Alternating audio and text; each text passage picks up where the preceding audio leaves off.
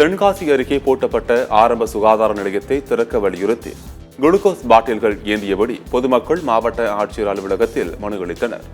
தென்காசி மாவட்டம் கீழப்புலியூர் நகராட்சி பகுதியில் 50 லட்சம் மதிப்பீட்டில் ஆரம்ப சுகாதார நிலையம் கட்டப்பட்டது. தற்போது இந்த ஆரம்ப சுகாதார நிலையம் எவ்வித முன்னறிவிப்பும் இன்றி பூட்டப்பட்டுள்ளது. இதுகுறித்து அப்பகுதி மக்கள் மாவட்ட ஆட்சியர் அலுவலகத்தில் மனு அளிக்க வருகை தந்தனர். இதில் சிலர் தலை கைகளில் அடிபட்டு கட்டுடன் குளுக்கோஸ் பாட்டில்கள் ஏந்தியபடி நோயாளிகள் போல சித்தரித்து வருகை தந்த சம்பவம் பரபரப்பை ஏற்படுத்தியது. யாருமே